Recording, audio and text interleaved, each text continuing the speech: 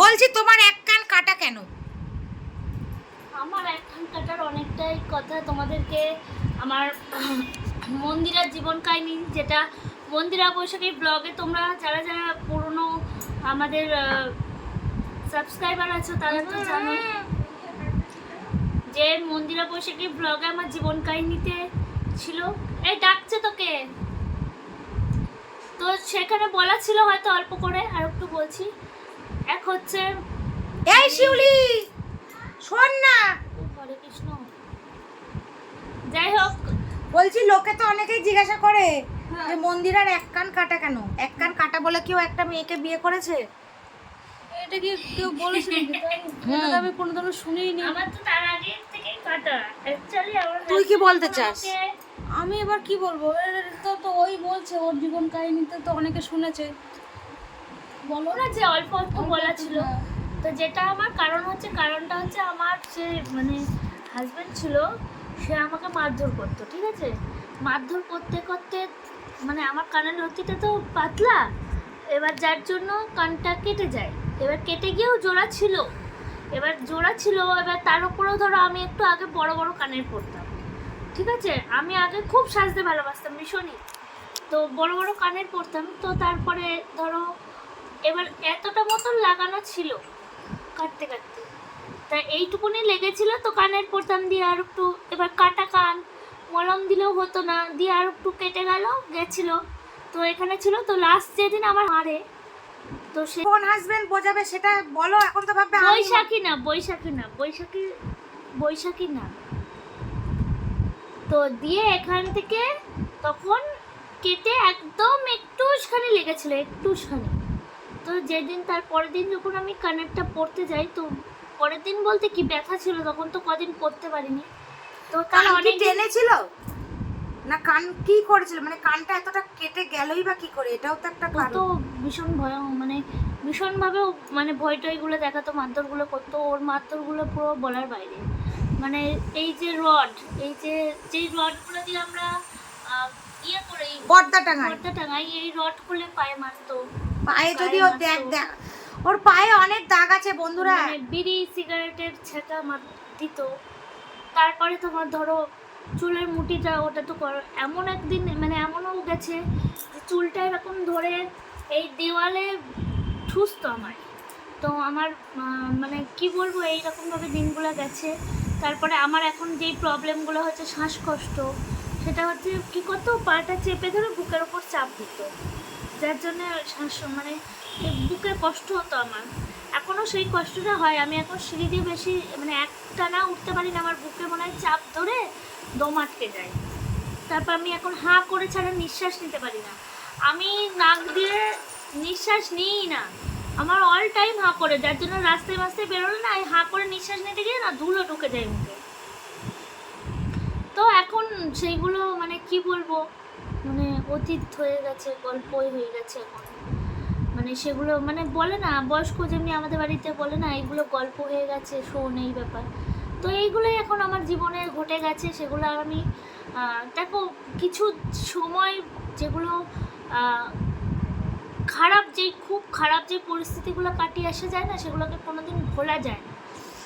আর যেই এমনও কিছু ভালো কিছু আছে হয়তো সেগুলোকেও ভোলা যায় না, কিন্তু মানুষের দেখবে খারাপটাই বেশি মনে থাকে।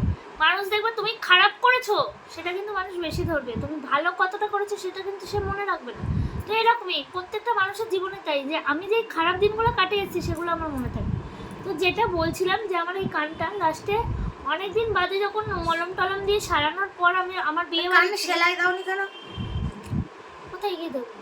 হসপিটালে গিয়ে বলেছিল আমার এক কাকিমা, আমাকে এই কানটা ফুটিয়ে দিয়েছিল। সেই কাকিমার কাছে তোমরা শুনেছো আমি একটা সময় সাজের কাজও করতাম।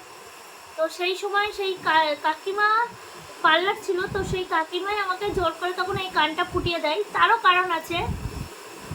এই কানে একটা সময় যখন আমি বললাম যে একটুখানি লেগেছিল, আমার বিয়ে বাড়ি ছিল, তো বিয়ে বাড়ি গিয়ে আমার কানের দুলটা পড়তে গিয়ে দেখছি খুলে চলে এলো, শুদ্ধ চামড়াটা শুদ্ধ খুলে চলে এলো। তখন আর কোনো আমার রক্ত বেরোয়নি, যা বেরিয়েছিল আগে বেরিয়েছিল, মলম দিয়ে দিয়ে হয়তো ঠিক হয়েছে।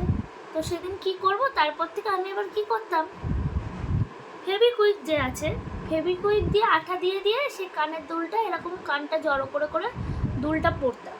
তো যার ফলে আমার এখানটা চামড়াটা পচে পচে যাচ্ছিল, চুলকে চুলকে রক্ত বেরোতো, কীরকম একটা ঘা ঘা টাইপের হয়ে যাচ্ছিলো এখানটা। তখন ওই কাকিমা দেখে তখন আমাকে কানের এই পাশে ফুটো করে দেয়। তো এখন এটাই পরি, কিন্তু আমার কানটা এইভাবেই কাটা আছে। বলে হয়তো শক্তিনগরে গেলে বা হসপিটালে গেলে ঠিক করে দেবে, কিন্তু কে যাচ্ছে, আমার খুব ভয় লাগে, আবার সে সেলাই করবে। আমি চেয়েছিলাম যে কোনো যদি মলম হয়, মলম দিয়ে যদি বোঝানো যায়। যেভাবে কেটেছে ওইভাবে সেলাই ছাড়া কান পুরো কোনোদিন তেলা চলে না। হয়ে গেছে এখন, এখন তো পুরো তেলাই হয়ে গেছে এখানটা। এখন আর কিছু করা যাবে না, আগে না, করতে হতো। হ্যাঁ দেখেছি। তো এই হচ্ছে ব্যাপার। তো এই জন্যই আমার কানটা কাটা, বুঝতেই পারছো। মেন ব্যাপারটা ছিল মানে এরকম করে আমার কানের লতিটা খুব পাতলা, এরকম করে যখন টেনে ধরতো না এরকম করে কানটা, তখনই এই সমস্যাটা আমার। রক্ত বেরিয়েছিল? হ্যাঁ, প্রথম যখন কেটেছিল তখন তো রক্ত, বললাম যে রক্ত বেরিয়ে গেছিলো, দিয়ে এইটুকুনি লেগেছিল, সামান্য একটু চামড়াটা লেগেছিল। মানে দ্বিতীয়বার যখন সারার পরে, যখন কাটাটা কেটেছিল, যখন সারার পরে যখন আমার কানটা খুলে যায়, পুরোটা এরকম হয়ে যায়, তখন আমার কোনো রক্তও বেরোয়নি, লাগেও নি, জাস্ট একটু চামড়া লেগেছিল। তো এইটাই হয়েছিল, এইটাই হচ্ছে ব্যাপার। এখন তুমি কেমন আছো? এখন ভালো আছি, এখন তো ভালোই আছি। কিন্তু এই ভালোটা যারা একদিন মানে বলেছে তুই কষ্টে আছিস, তোকে দেখে কষ্ট লাগে, মানে যদিও জানি ওগুলো জাস্ট ফর শো, মানে ওটা জাস্ট বলার কথা বলেছে, পিছনে গিয়ে হয়তো হেসেছে। সান্ত্বনা কারণ পুরস্কার। সেই জায়গাটা এখন বুঝি, যারা এখন আগে এই কথাটা বলতো, এখন সুখে আছি থেকে তারা আবার চলছে, অনেক কিছু বলছে, হিংসা করছে। তাহলে এটাই ভাবা, তাহলে সেই দিনগুলো তাদের আনন্দের দিনই ছিল, হিংসা কষ্টের দিন ছিল না। তারা হয়তো সামনে কষ্ট দেখে পিছনে গিয়ে এসেছে। তো যাই হোক, এখন আমি ভালো আছি, তার দয়া, গোপালের দয়া, গোপাল কতদিন ভালো রাখবে। এইটার উপরে তো কিছু আর হয় না, এই 4 আঙুলের উপর কিছু হয় না। আমি এটাই মনে করি, যেটা তোমার হওয়ার সেটা হবেই। সেটা ওই যে বলে না, কর্মফল তো অবশ্যই থাকে, কিন্তু ভাগ্যর লিখনও কিছু থাকে। কারণ এটা আমরা মানি, আর যদি না মানতাম তাহলে ওই ষষ্ঠী পুজোর দিন একটা খাতা পেন দেওয়ার নিয়মটা থাকতো না, যে বিধাতা ভাগ্য লিখছে। তাহলে ভগবানকে কেউ বিশ্বাস করতো না, কিছু হতো না। আমি গোপালকে খুব মানি, বিশ্বাস করি, জানি না কতটা তার সেবায় আমি লাগতে পারি, কিন্তু মন্তর থেকে তার সেবায় সবসময় চাই, তার সেবায় লাগতে, এবং তাকে সবসময় স্মরণ করি, সবসময় তাকে এটাই বলি, তার সঙ্গে সব রকম গল্প করি। যেটুকুনি কষ্ট, যেটুকুনি দুঃখ এখন আর আদার্স কোনো তেমন কারোর সঙ্গে নয়, শুধুমাত্র গোপালের সঙ্গে শেয়ার করি। উনিই বুঝবে কষ্টটা, উনি সাচ্চাভাবে নেবে, আর তো সবাই মজা লুটবে, তাই না? তো এই আজকে এটাই তোমাদের প্রশ্ন ছিল, সেই উত্তরটাই দিলাম। কিন্তু এমন নয় যে তোমরা আমাকে ভালোবাসো না, দেখো এইটুকুই বলছি। আর তোমরা তো অবশ্যই আমাদের খুব ভালোবাসো, মানে হয়তো তিনি চেয়েছেন, ওই যে বললাম গোপাল চাইলে কি যা সম্ভব, গোপাল চেয়েছে বলেই কিন্তু আজকে তোমাদের মতন ভালোবাসার মানুষ আমরা পেয়েছি, তোমাদের মতন ভালোবাসার মানুষ পেয়েছি, এগিয়ে যাচ্ছি, ভবিষ্যতে এগিয়ে যাব। তোমরা পাশে থেকো, এইভাবে ভালোবাসা দিও। প্রচুর মানুষের ভালোবাসা এখন পাই, যেগুলো সত্যি আমি জীবনে ভাবিনি যে এই ভালোবাসাটা আমি কোনোদিন পাবো।